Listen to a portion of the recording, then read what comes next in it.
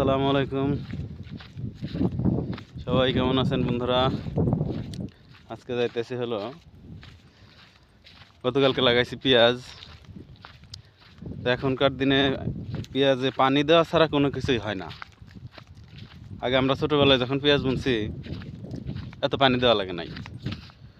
এখন জানি না মাটির কী অবস্থা হয়েছে, মাটির পিএইচের মান কোন লেভেলে চলে গেছে, পরীক্ষা করা উচিত।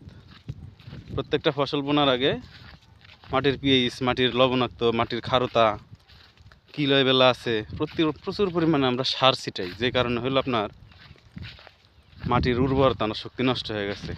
মাটি যে পানি ধরে রাখবো বৃষ্টির সময়, বা একে তো বৃষ্টি হয় না, মানে বৃষ্টি হয় অনাবৃষ্টি, অতিবৃষ্টি, সময়টা সময় হয় না। তারপরে হলো আপনার মনে করেন যে হয় না, বর্ষা হয় না।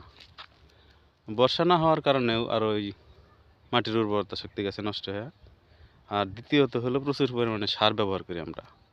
আগে যেমন আমরা ইউরিয়া সার ব্যবহার করতাম ডিসমেলে আধা কেজি, পটাশ করতাম হাফ কেজি।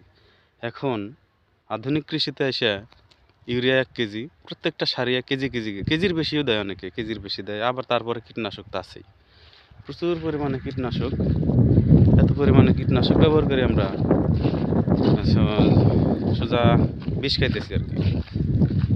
আর হলো এই আর কি, পানি দেওয়া ছাড়া কোনো কিছুই সম্ভব না।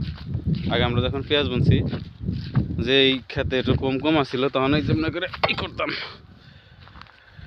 এই যে কেল দিয়ে এমনি এমনি এই যে এমনি করে ড্যান্স পাইতাম, যাতে মাটিটা পিটে এমনি করে।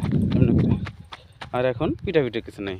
সকালে বুনছি, বিকালবেলায় আপনার করতে হইব, পানি দেওয়া লাগবে।